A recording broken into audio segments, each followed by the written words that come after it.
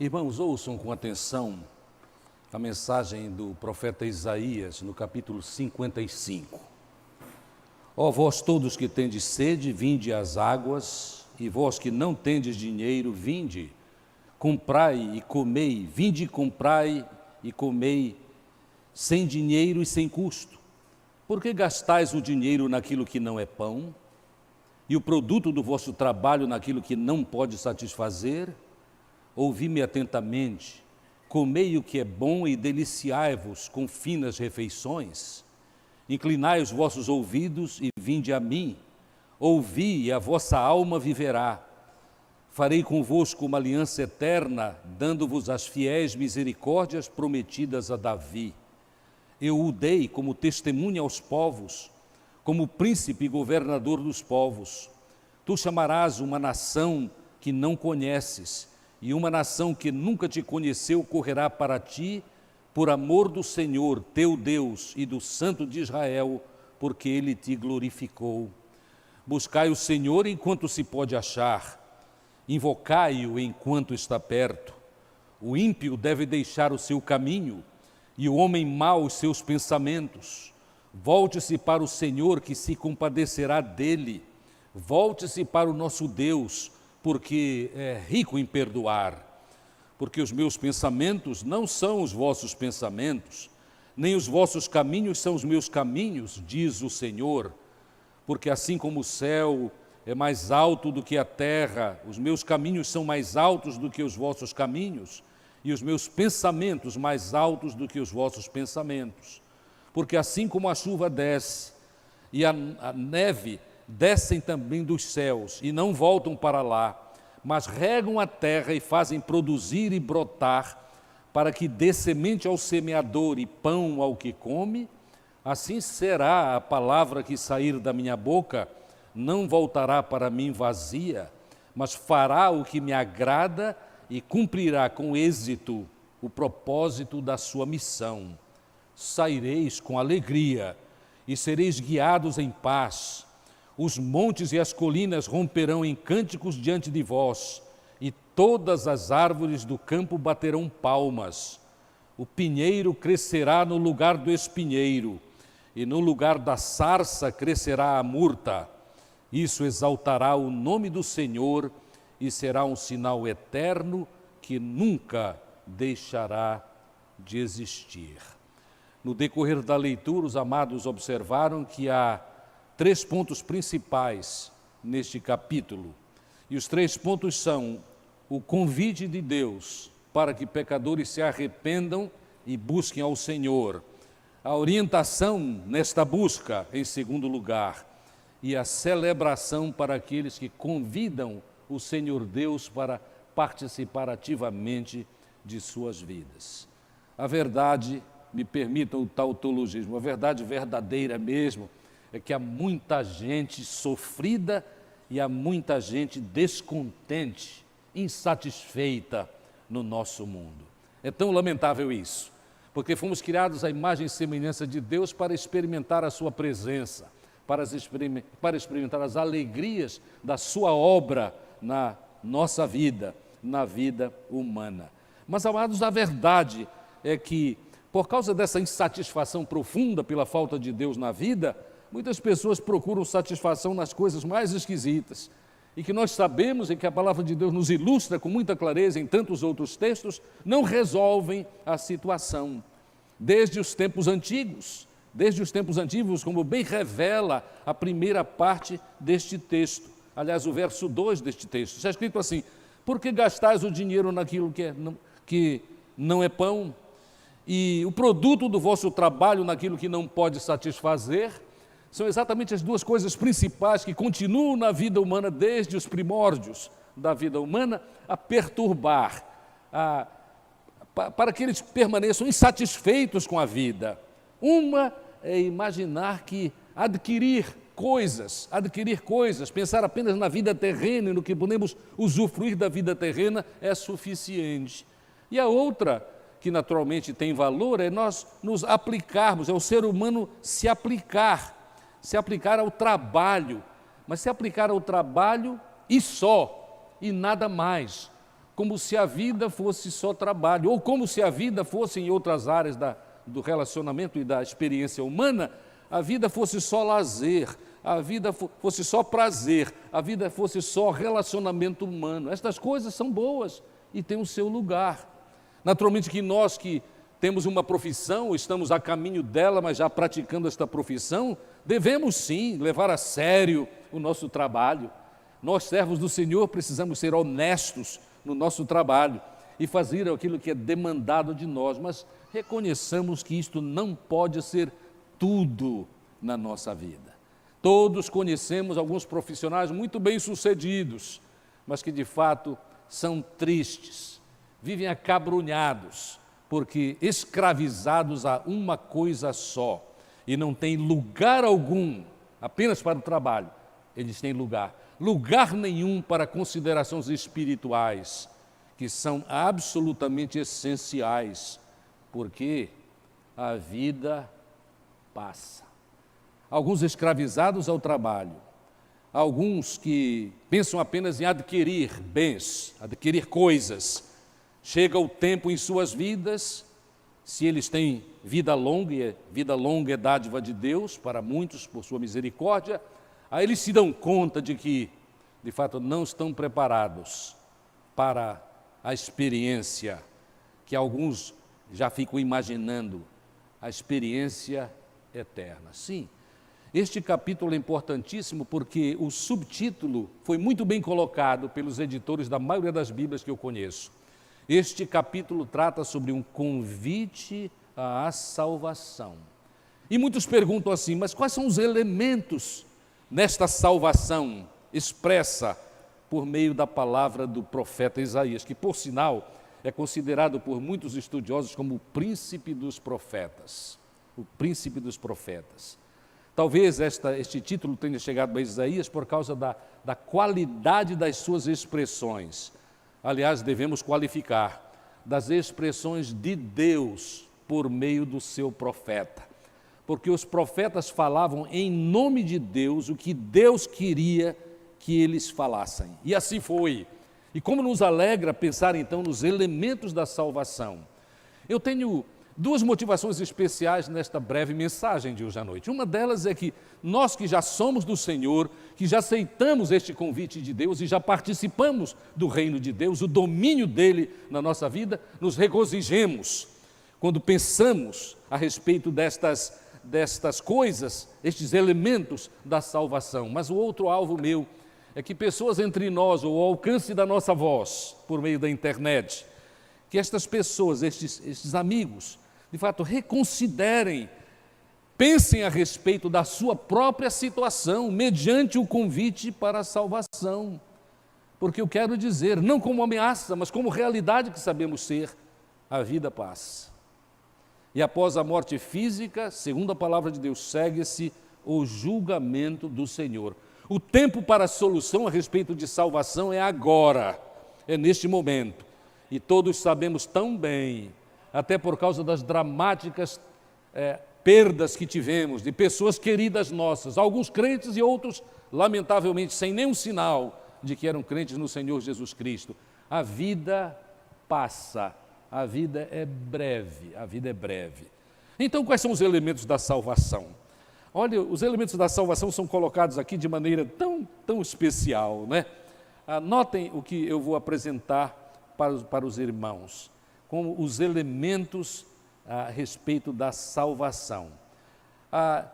O texto sagrado diz assim, logo no primeiro verso: ó vós, todos os que tendes sede, vinde às águas, e vós que não tendes dinheiro, vinde, comprai e comei, vinde, comprai e comei vinho e leite, sem dinheiro e sem custo. Se ficássemos só neste primeiro verso, já temos uma mensagem completa, mas ela trata destes elementos da salvação. Os elementos da salvação são as provisões essenciais para a vida. E estes termos especiais aqui, a sede, vinde às águas, nós temos a expressão sobre vinho e sobre leite. Estas são figuras daquilo que nós precisamos, segundo Deus, para a nossa vida. Vamos comentar estes 3 símbolos: água, vinho e leite. A água, nós sabemos, é fundamental para a vida. A maioria das pessoas dura até 3 dias sem água. Poucos resistem mais do que isso, sem água. É por esta razão que quando há uma grande dificuldade, quando um grande prédio, como recentemente lá na Flórida, cai, é destruído por qualquer razão, e pessoas ficam soterradas, após o 3º dia, as esperanças se vão. As esperanças se vão. Mas, amados, a água é uma figura na Bíblia de salvação eterna. E para isso nós podemos nos lembrar, por exemplo, de mensagens do Senhor Jesus Cristo, como, por exemplo, a mensagem de Jesus Cristo a respeito da água da vida, que nós encontramos no capítulo 4, especialmente os versos 13 e 14.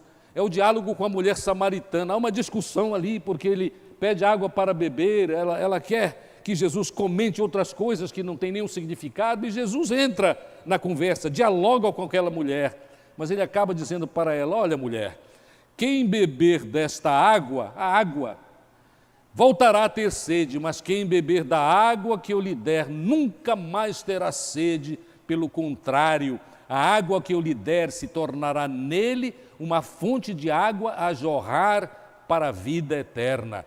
E a mulher, que estava meio confusa ainda sobre o significado de toda a mensagem de Jesus, imediatamente entendeu a natureza desta palavra e disse assim: Senhor, dá-me desta água. E ela estava confusa, não é? Porque o interesse dela era não ter de ir novamente ao poço para tirar água, que dá muito trabalho. Um poço daqueles dava muito trabalho. E alguns irmãos aqui conhecem bastante da vida no interior para saber o que é ter um poço e tirar água de um poço. Mas Jesus falava a respeito de vida eterna. E é interessante os verbos utilizados no língua grega comum, grego koiné do Novo Testamento. É interessante quando Jesus disse assim: aquele que beber desta água, no verso 14, a leitura final que fiz, é num tempo verbal na língua grega que é chamada aoristo, que quer dizer assim: de uma vez bebendo esta água, nunca mais haverá sede. É um fato terminal, não há mais necessidade de buscar. Uma vez aceitamos a salvação de Jesus, a temos, porque a salvação que Jesus nos dá não depende de nós, depende de Deus agindo na nossa vida e nos preservando. Porque a nossa salvação não é uma questão de mérito ou capacidade que tenhamos, é obra de Deus. É obra de Deus do início ao fim, e nós precisamos estar conscientes disto, porque vivemos num tempo onde o homem começou a ficar muito orgulhoso de si mesmo, imaginando que é capaz de produzir algo para forçar Deus a salvá-lo.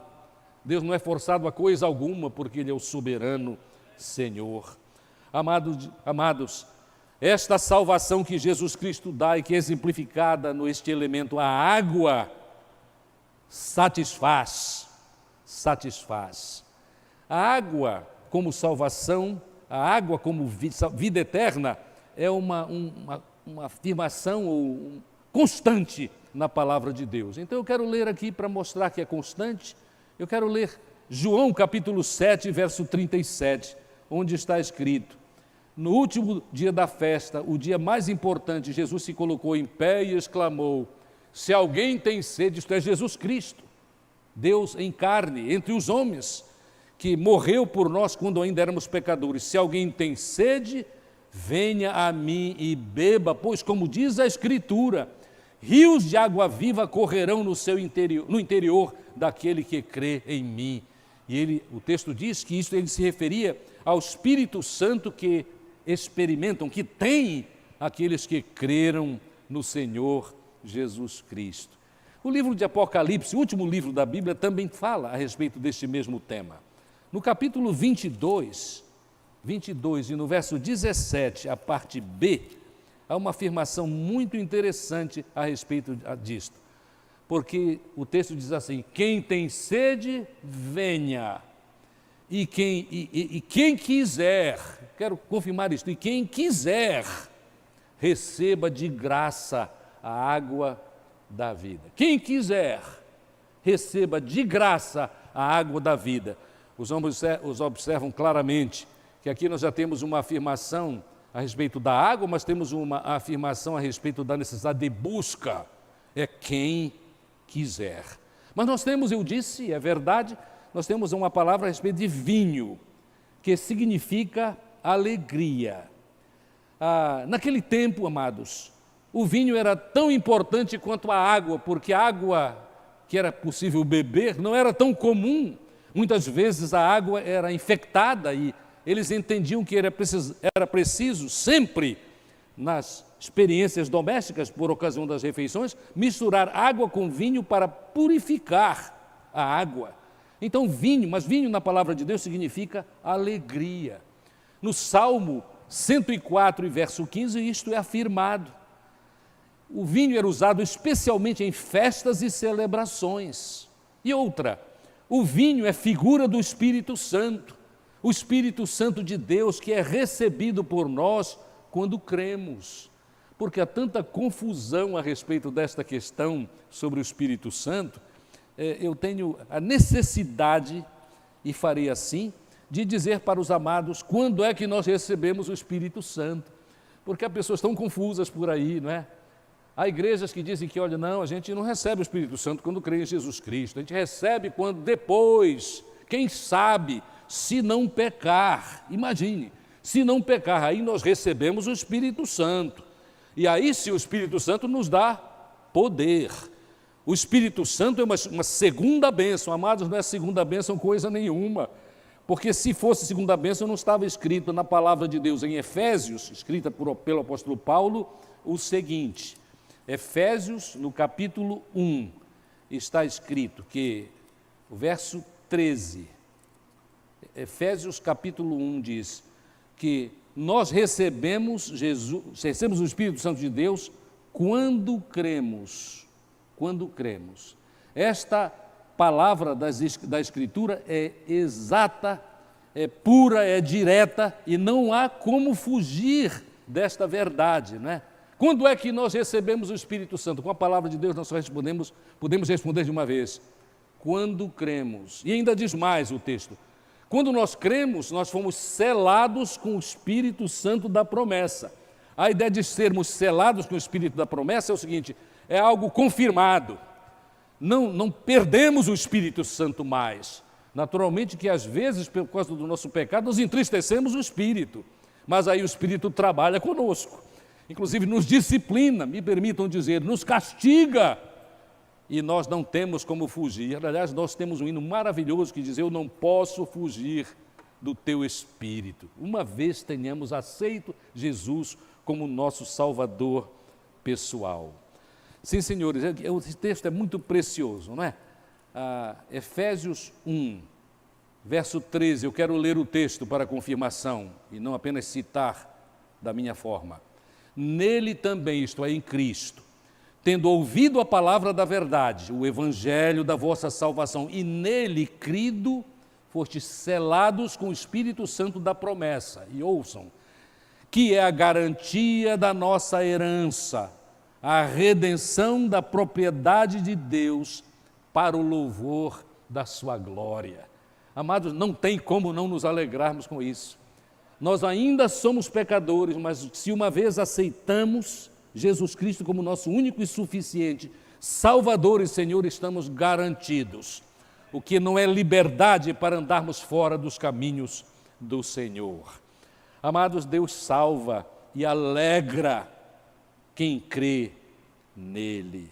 No Pentecostes, segundo Atos, houve grande alegria quando o Espírito Santo desceu como promessa do Senhor nos profetas do Velho Testamento. E a oferta foi de alegria. E a alegria, a experiência era tão maravilhosa que algumas pessoas ali, era cedo ainda durante o dia, quando aquilo aconteceu, eles disseram: estes estão bêbados. Mas aí o apóstolo disse, não, eles não estão bêbados, não. Isto é aquilo que Deus prometeu, que desceria sobre o homem, sobre a humanidade, o Espírito Santo de Deus. Isto é algo maravilhoso, é a experiência que eles têm, é a experiência de alegria. Mas além de água e vinho, nós temos também citado ali que nós precisamos comprar sem dinheiro e sem preço leite. Leite, amados, lembra orientação, porque na Bíblia frequentemente leite é uma expressão que tem a ver com a palavra de Deus. A palavra de Deus que fortalece, a palavra de Deus que nutre. A palavra de Deus que nutre dando conhecimento de Deus e da sua vontade. E exatamente como devemos trilhar os nossos passos nesta experiência humana. Há textos muito interessantes sobre esta questão, sobre leite, com este entendimento. Eu quero ler um texto que é de Pedro.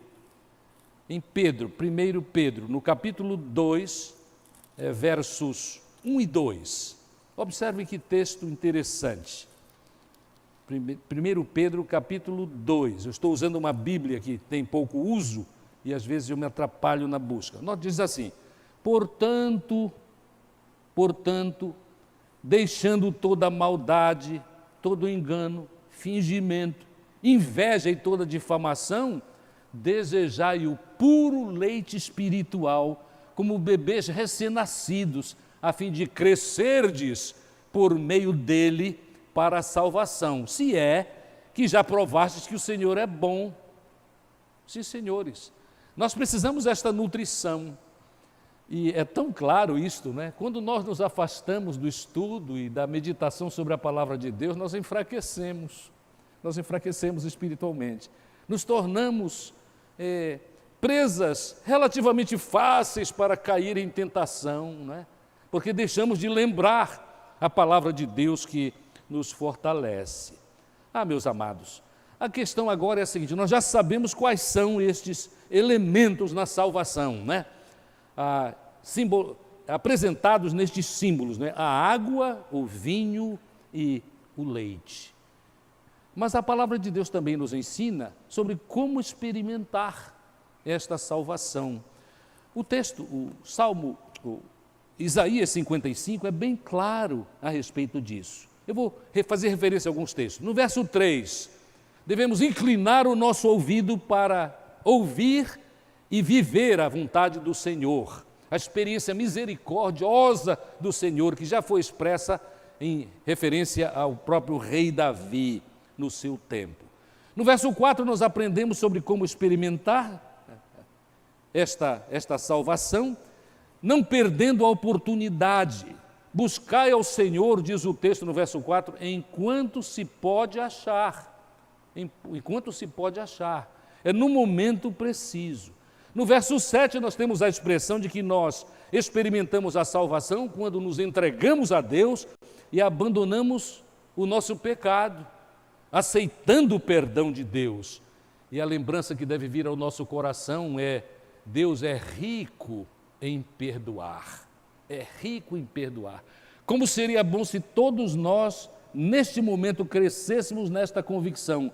Deus é rico em perdoar, porque ainda há pessoas que são até membros de igreja e que, de fato, por causa de algum pecado recente, têm perdido a sua alegria da salvação, porque não pensaram, quem sabe por não terem procurado a palavra de Deus, para receber dela instrução a respeito de como é o perdão de Deus. Eu gosto muito da expressão de um pregador, eu li a mensagem, ele dizia assim: Deus afirma que Ele coloca os nossos pecados nas profundezas do mar. E aí ele disse: eu tenho autoridade para dizer que Deus ainda coloca um sinal: é proibido pescar. É proibido pescar. Mas é triste que alguns de nós ficamos pescando. Eu, como pastor, e todos os irmãos que são pastores, pregadores, professores de escola bíblica dominical, sabem que há tantas pessoas em dificuldade por causa disso. Vêm tão bem, mas aí cometem um deslize. Não é incomum, lamentavelmente. E aí eles se perturbam completamente e ficam pescando. Eu já tive crentes na minha presença num gabinete pastoral que disseram assim: pastor, Deus não tem condição de me perdoar. Crentes. pastor, o senhor não sabe o que eu fiz. E, naturalmente, com educação e ética, eu não exigi que me contasse. Porque há coisas que, de fato, é preferível que não contem para o pastor, mas é necessário que contem para Deus. Deus é rico em perdoar.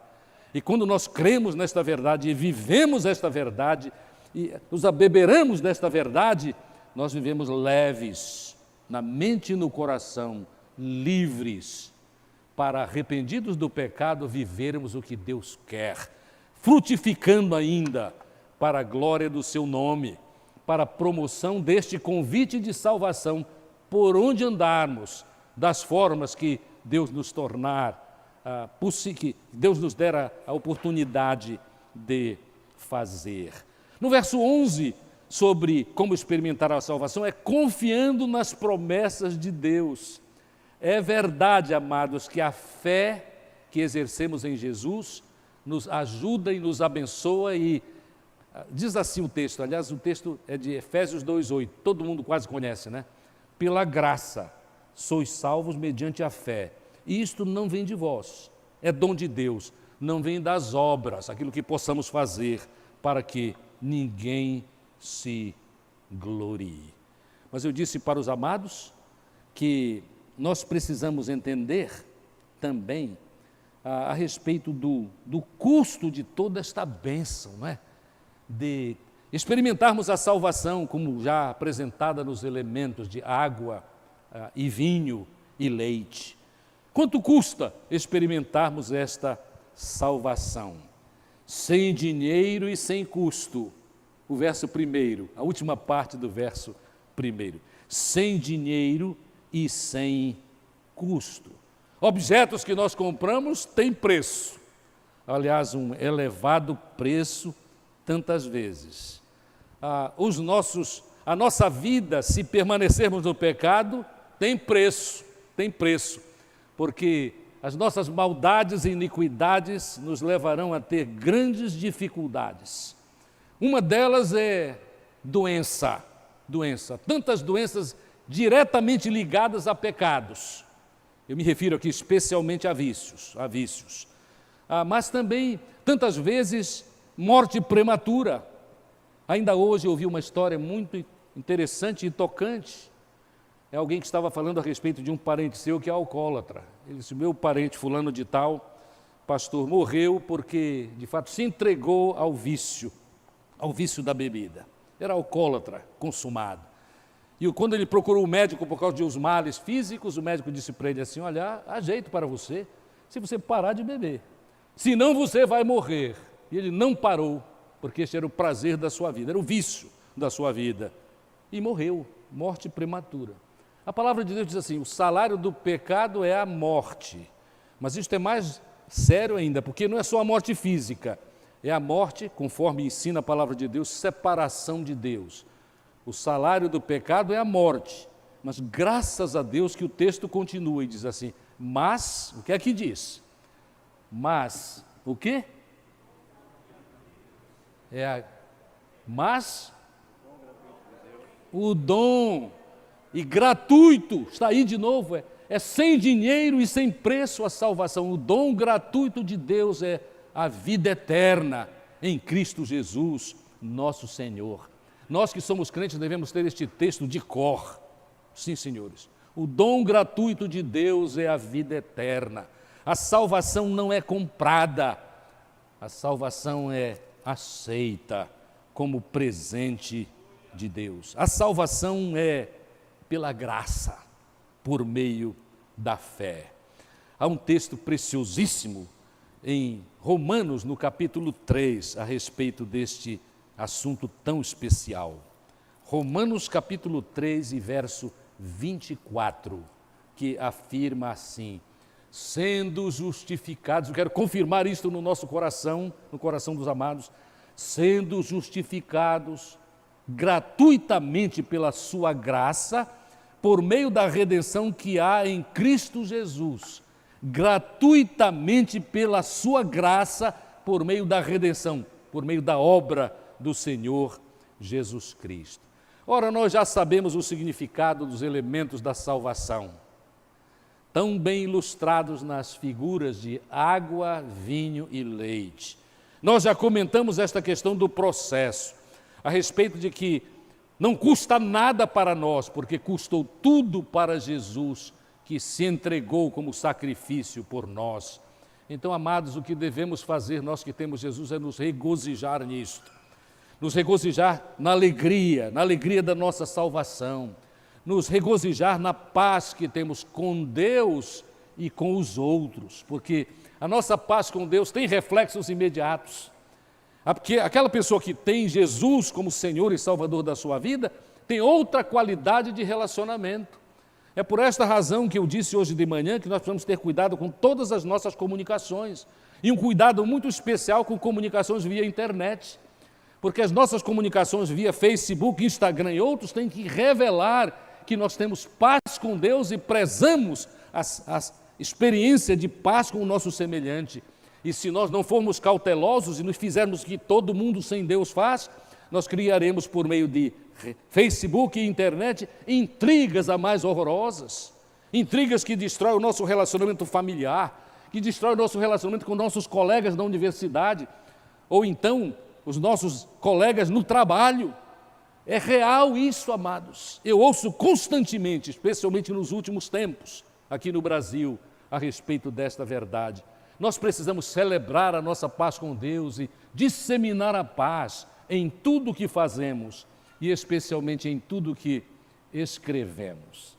É notório que muitas pessoas neste nosso tempo de comunicação maravilhosa temos nos descuidado da nossa comunicação escrita, que uma vez colocada nos meios de comunicação modernos, não volta mais. Destruiu e continua destruindo. Então quero mais uma vez afirmar para os irmãos que se nós temos esta prática perturbadora da paz, precisamos pedir perdão a Deus e mudar.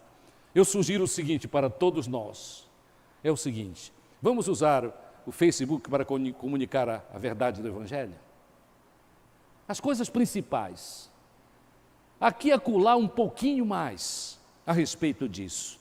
E com certeza Deus se alegrará conosco, porque há pessoas que observarão, porque eles não fugirão imediatamente do que dissermos, não importa o que pensam agora de nós por sermos de Jesus. Mas também, olha o que Deus dá. Ele nos dá a alegria da salvação. Aqueles que creem têm a alegria da salvação, têm a paz com Ele e podem celebrar. A parte final deste capítulo 55 trata exatamente disso, né? A respeito de celebração. E a linguagem é poética, porque olha o que diz: por causa da experiência de salvação que você ouviu o convite e aceitou o convite de Deus, saireis com alegria, e sereis guiados em paz. Os montes e as colinas romperão em cânticos diante de vós, e todas as árvores do campo baterão palmas. Amados, isso é poesia. Quer dizer, a alegria acontece em você e nos seus ambientes. É isso que ele está dizendo aqui. A alegria acontece dentro do seu coração, acontece no seu espírito, mas acontece em volta de você. É isso que quer dizer este texto a respeito dos montes batendo palmas. Há uma alegria geral, há transformações especiais, desejáveis. O pinheiro crescerá no lugar do espinheiro. Espinheiro tem espinho, não é? Pinheiro não tem, será tudo melhor. No lugar da sarça crescerá a murta, isto exaltará o nome do Senhor e será um sinal eterno. A vida é eterna e a relação com Deus é eterna. Que maravilha! O nome de Deus será exaltado. Amados, eu disse que eu tinha duas motivações e Deus sabe disso, e eu revelei aos irmãos. Graças a Deus por este capítulo 55. Renova as nossas forças para experimentarmos as dificuldades que porventura cheguem para nós amanhã ou em dias subsequentes. Mas eu tenho também a intenção nesta mensagem, de levar os ouvintes que ainda não têm Jesus como Senhor e Salvador, tendo ouvido a respeito deste capítulo 55 de Isaías, onde havia apenas o prenúncio formal, a profecia formal a respeito daquilo que haveria de acontecer. Sim, a Bíblia, amados, toda ela é a mensagem de salvação. Os teólogos alemães, especialmente, chamam de Heilsgeschichte, quer dizer, a doutrina, a mensagem da salvação. E aqui eram os prenúncios, porque Isaías, tocado pelo Espírito, está anunciando que a salvação vem nestes termos. Mas hoje, amados, a salvação já veio. Jesus já esteve aqui, viveu entre os homens, cerca de 33 anos apenas. Mas, mesmo sabendo que o homem é pecador, ele se entregou. Então, o que pessoas que não têm Jesus ainda como Senhor e Salvador, precisam, ao ouvir o convite de Deus, aceitar a oferta de salvação e confessar. Confessar quer dizer o seguinte: declarar íntima e publicamente que Jesus é o Senhor.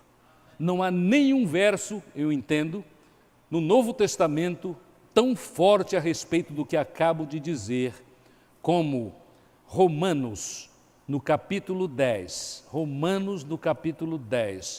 que eu trago como término desta mensagem. O apóstolo Paulo, tocado pelo Espírito, pregando o Evangelho, disse assim: porque se com a tua boca confessares Jesus como Senhor, e em teu coração creres que Deus o ressuscitou dentre os mortos, serás salvo. Pois é com o coração que se crê para a justiça, e com a boca se faz confissão para a salvação. Porque a Escritura diz: todo que nele crê nunca será envergonhado. Aquele que crê nunca será envergonhado. Experimentará a salvação que só Deus oferece por meio de Jesus. E que o Espírito Santo, que atua nas nossas vidas para nos convencer da verdade, nos toca e nos diz qual é o tempo próprio de fato, nos entregarmos ao Senhor.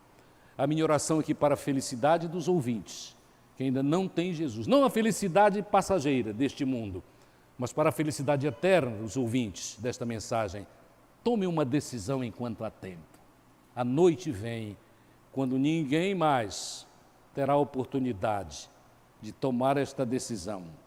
Este à noite também é figurativo. O final da vida vem. Nós sabemos, virá para todos nós, como já veio para alguns dos nossos que tão queridos recentemente. Que Deus abençoe toda a igreja e os queridos ouvintes nossos que estão ainda para decidir esta importante relação com Deus que os garantirá para a vida abundante aqui e eterna. Amém. Amém. Nós vamos cantar agora.